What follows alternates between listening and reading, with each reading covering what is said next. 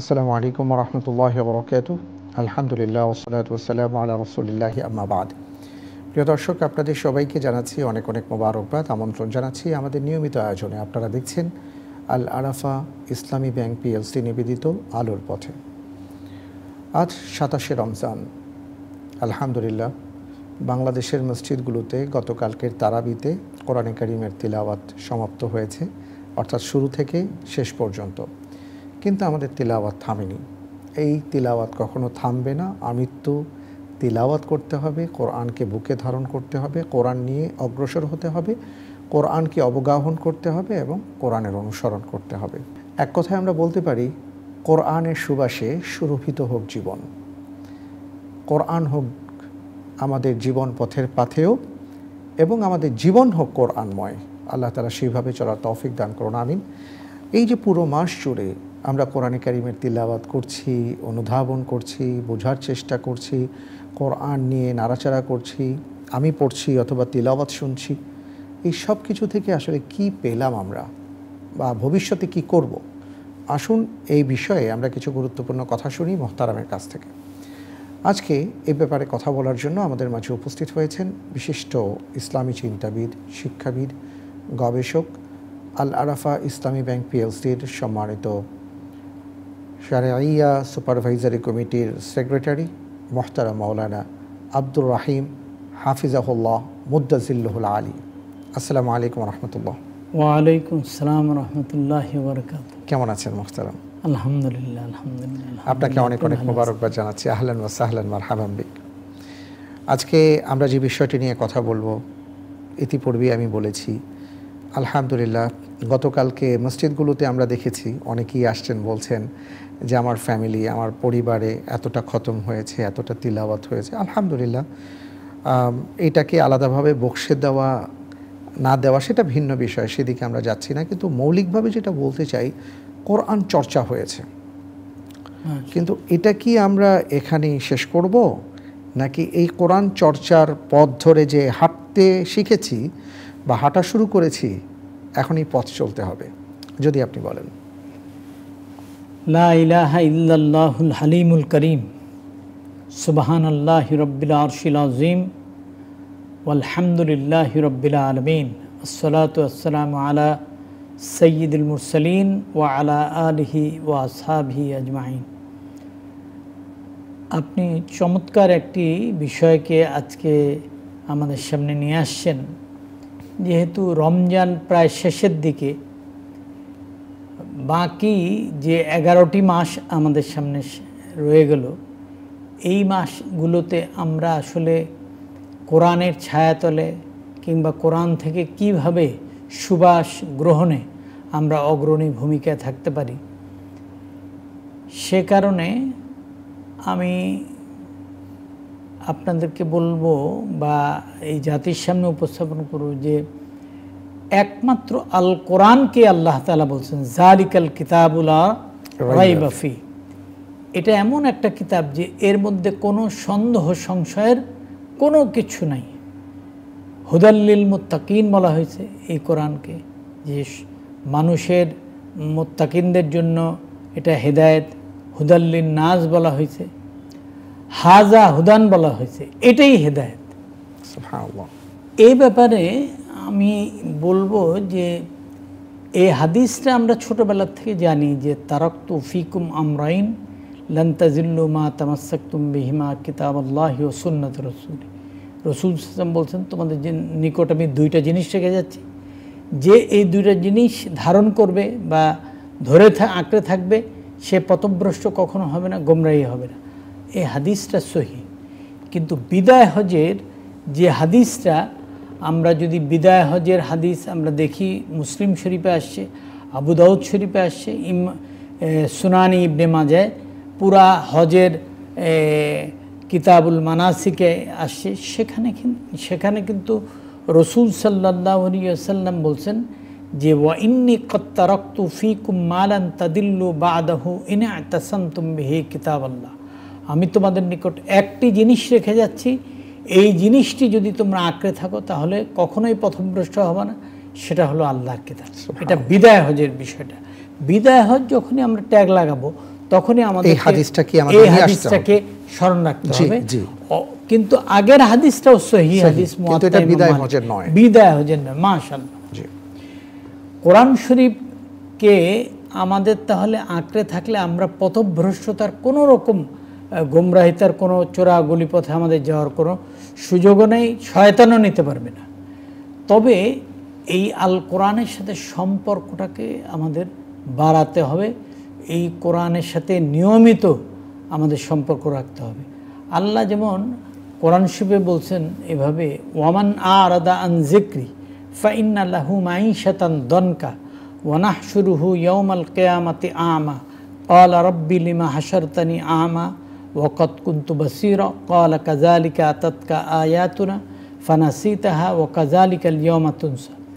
আমি সংক্ষেপের অর্থ বলি যে আল্লাহ তাআলা বলছেন যে আমি যে জিকির কোরআনটা দিয়েছি, এই কোরআনকে যে তার নসিহত হিসেবে গ্রহণ করবে না, দুনিয়ার জীবন সংকীর্ণ হবে, আখেরাতে তাকে অন্ধ করে তুলব।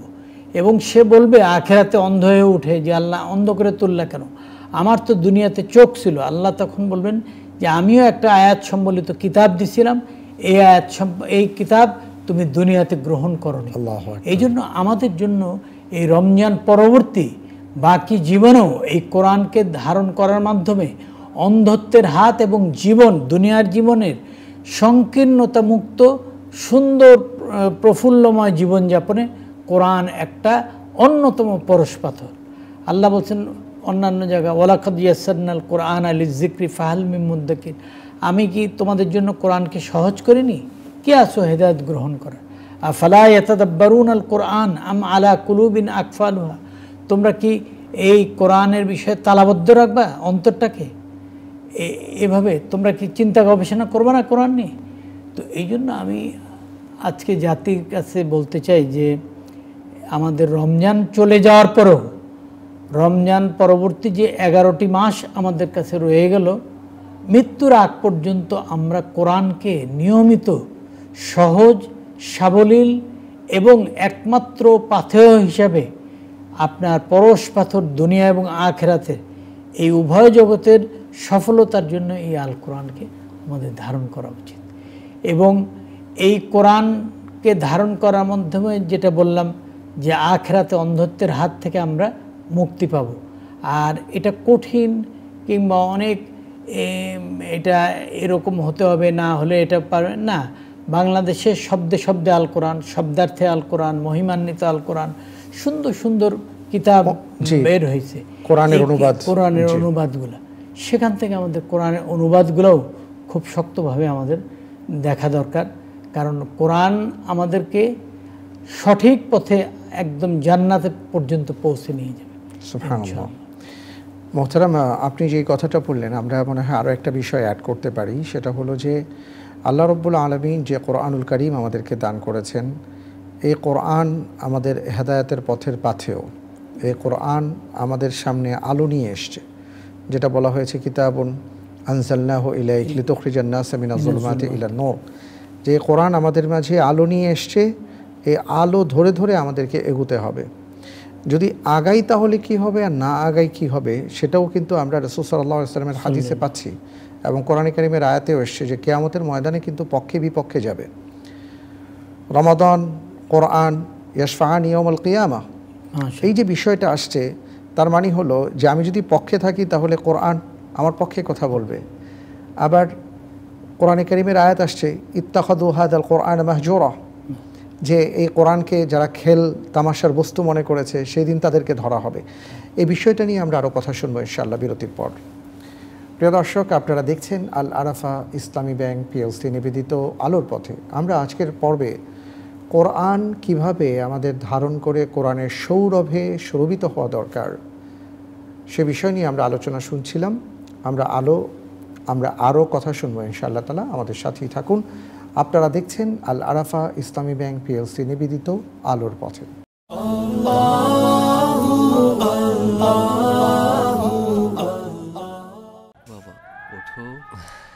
মহান সৃষ্টিকর্তার ইবাদত দিয়ে শুরু, তারপর তার সৃষ্টির সেবা, সময়ানুবর্তী, সৎ, দায়িত্বশীল পরোপকারী আর বিশ্বস্ত হিসেবে তিনি সব সময়ের অনুপ্রেরণা। বাবা চেয়েছিলেন ছেলে হবে ব্যাংকার। বাবার বিশ্বাসকে লালন করে সেবাটাই আদর্শ করে নিলাম। চেয়েছি হিসাবের এই কঠিন জীবনটাকে একটু সহজ করে একসাথে চলতে। যে কোনো প্রয়োজনে সময়ের সেরা ব্যাংকিং নিয়ে আপনার সাথে আল আরাফা ইসলামী ব্যাংক পিএলসি, সর্বদাই শরিয়া।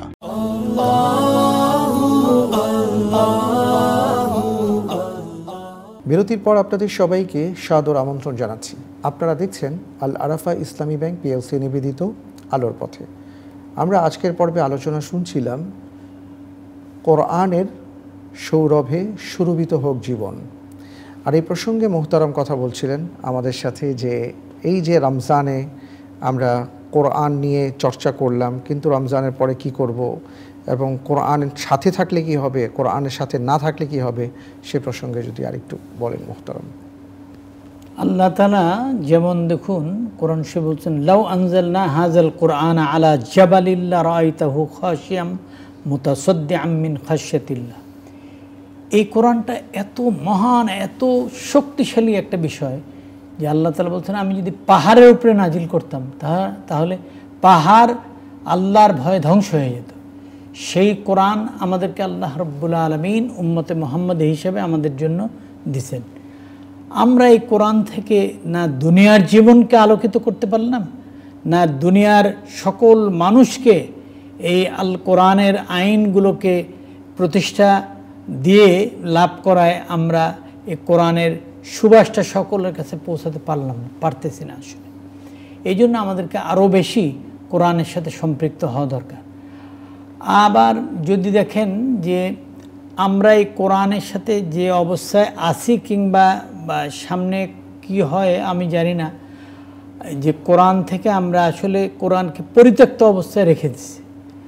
মুহাম্মদ রাসূলুল্লাহ সাল্লাল্লাহু আলাইহি ওয়াসাল্লাম, যিনি রাহমাতুল আলামিন, একমাত্র এই পুরো আলমের জন্য তিনি রহমত, তিনি কিয়ামতের দিন একটা মামলা দায়ের করবেন এই তার উম্মতের বিপক্ষে।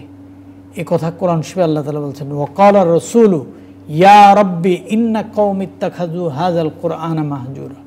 হায় আল্লাহ, এই কোরআনকে আমার এই উম্মতের এই অংশ পরিত্যক্ত অবস্থায় রাখছে। নাউযুবিল্লাহি মিন যালিক। এই জন্য আমরা আল কোরআনকে পরিত্যক্ত অবস্থায় রাখার কোনো সুযোগ নেই। কোরআন কেন্দ্রিক আমরা জীবনযাপনে উদ্বুদ্ধ হব। কোরআনের মাস চলে যাওয়ার পরও কোরআনের সাথে আমরা সম্পৃক্ত থাকব। কোরআন আসলে পড়লে তো প্রত্যেকটা হরফে 10টা নেকি, হ্যাঁ, এবং 10টা নেকির ব্যাপারে অনেকে প্রশ্ন তোলেন। আমার মনে হয় যে তাদেরকে আমাদের জিজ্ঞাসা করা উচিত যে এই যে আলিফ লাম মিম, রাসূল সাল্লাল্লাহু আলাইহি ওয়াসাল্লাম তো অনেক শব্দ ছিল, বলতে পারতেন যে এইগুলো, কিন্তু উনি আলিফ লাম মিম যেটা হরফে মুকাত্তাত, সেই আপনার হরফগুলা দিয়ে বললেন যে আমি তোমাদেরকে বলি আলিফ লাম মিম, এই 3টায় 10 নাকি না, বলছেন যে একটায় 10 নাকি করে, আলিফে 10 নাকি, লামে 10 নাকি, মিমে 10 নাকি। কিন্তু এটা অর্থবোধক আমরা কেউ অর্থ করতে পারবো না। তাহলে আল কোরআন না বুঝে পড়লেও সওয়াব আছে, এবং কোরআনকে বুঝে পড়ার জন্য আমাদের জন্য আরও উন্নত মানের অবস্থা হবে। যেমন রাসূল সাল্লাল্লাহু আলাইহি ওয়াসাল্লাম, শুরু তো করতে হবে, হ্যাঁ। রাসূল সাল্লাল্লাহু আলাইহি ওয়াসাল্লাম বলছেন, যে কোনো জিনিসের 2টা দিক থাকে, 2টা হাত থাকে। আল কোরআনেরও 2টা দিক আছে। একটা হাত বা একটা দিক স্বয়ং জান্নাতে, আর একটা দুনিয়াতে আল্লাহ তাআলা ছেড়ে দিয়েছেন, তোমরা এই কোরআনের হাতটা ধরো। তো এই জন্য আমরা আল কোরআনের এই হাতটাকে এই দুনিয়ার জীবনে ধরি এবং জান্নাত পর্যন্ত আমরা পৌঁছানো পর্যন্ত সচেষ্ট থাকি। তীব্র আকাঙ্ক্ষার সাথে কোরআনকে ধারণ করার চেষ্টা চালাই। আমাদের বাসায় যাদের অনুবাদ গ্রন্থ নাই, বাংলাদেশে অনেক অনুবাদ গ্রন্থ হয়েছে, শব্দে শব্দে আল কোরআন হয়েছে, শব্দার্থে আল কোরআন হয়েছে। এই সমস্ত কিতাবগুলো কিনে আমরা একটু করে তেলাওয়াত করার প্রতিদিনের জন্য। আর আল্লাহ তাআলা তো রাসূল সাল্লাল্লাহু আলাইহি ওয়াসাল্লাম বলছেন সেই আমলকে পছন্দ করেন, সেটা ছোট হলেও নিয়মিত যেটা আমল করা হয়। তো আমরা এই আল কোরআনের প্রতিদিন 10 আয়াত হোক, 20 আয়াত হোক, 5 আয়াত হোক, অনুবাদ সহকারে কোরআনের অনুবাদটাও জানা দরকার, মেসেজিংটা যেটা আল্লাহ তাআলা আমাদেরকে মেসেজ দিচ্ছেন, এই মেসেজটাই জানলাম না যে কি দিলেন, তাহলে আসলে আমাদের জন্য কেন আখিরাতে চক্ষু অবস্থায় আমাদেরকে উঠাতে হবে? আল্লাহু আকবার। এই কারণে আমি বলবো যে আল কোরআনকে ধারণ করি এবং দুনিয়া এবং আখিরাতের জীবনকে সাফল্যময়, পরিপূর্ণভাবে সাফল্যময় করণে আমরা আল কোরআনকে ধারণ করি। আল্লাহ তাআলা তৌফিক দান করুন। আমিন। আল্লাহ তাআলা তৌফিক। আপনাকে অনেক অনেক ধন্যবাদ মোহতারাম। অত্যন্ত চমৎকারভাবে আপনি কথাগুলো বলেছেন যে কেন আমাদেরকে কোরআন পড়তে হবে, কোরআনের কাছে আসতে হবে, কেন কোরআন ধারণ করতে হবে। আল্লাহ তাআলা আমাদের এবং সবাইকে সেই আর তৌফিক একটি দান করুন। আপনাকে আয়াত বলেই শেষ করি। এটা সূরা মুরসালাতের একদম শেষ একটা আয়াতে আল্লাহ তাআলা বলছেন, ফাবি আইয়ি হাদিসিম বাদাহু ইউমিনুন। আল কোরআন ব্যতীত আর কি আছে যে তাদেরকে ঈমান আনার ক্ষেত্রে সহায়তা করতে পারে? আল্লাহ। আল কোরআনের মতো আল্লাহ তাআলা কর্তৃক ঐশী বাণী থাকার পরও আমরা যদি এটাকে সন্দেহ অমুক টমুক বলে এটা বোঝা কঠিন, দূরবদ্ধ অমুক বললাম, তো কিয়ামতের দিন কিন্তু আল্লাহ তাআলা এটা, এই জন্য ঈমান আনার ক্ষেত্রে অন্তত আল কোরআনের এই পাঠায় দেওয়ার পর আর কোনো কিছু আমাদের দেখার দরকার নেই। অনেক ধন্যবাদ মোহতারাম, জাযাকাল্লাহ খায়ের। আলহামদুলিল্লাহ। প্রিয় দর্শক, আমরা অসাধারণ কিছু কথা শুনেছি আজকে। মূল ব্যাপারটা এটাই যে কোরআন চর্চাটা যেন কখনো বন্ধ না হয়। আমাদের অক্সিজেন গ্রহণ যেমন বন্ধ হয় না, যেদিন বন্ধ হয় সেই দিন যেভাবে আমাদের মৃত্যু হবে, কোনো বান্দা যদি কোরআন চর্চা বন্ধ করে দেন তাহলে তার ঈমানের মৃত্যু হবে, তার ঈমান তিনি হারিয়ে ফেলবেন। সুতরাং যতদিন বাঁচব কোরআনকে সাথে নিয়ে বাঁচার চেষ্টা করব, তাহলে আমাদের ঈমান মজবুত হবে, আমরা আমাদের মহান মালিককে চিনতে পারবো এবং জান্নাতের পথে হাঁটতে পারবো। আল্লাহ তাআলা আমাদের সবাইকে সেই তৌফিক দান করুন। আমিন। আজকে এই প্রত্যাশায় বিদায় নিচ্ছি। বিদায় নেবার আগে আপনাদের জন্য আমাদের প্রশ্ন, আল্লাহ রাব্বুল আলামিন কোরআনুল কারীমে সূরাতুল কমারে উল্লেখ করেছেন, ওয়ালাকাদ ইয়াসসারনাল কোরআনা লিযিকরি ফাহাল মিন মুদ্দাকির। কোরআনকে আমি সহজভাবে নাজিল করেছি, কেউ কি আছে যে কোরআন বুঝবে? প্রশ্ন হলো, সূরা কমারে আল্লাহ তাআলা কয়বার এই কথাটি বলেছেন?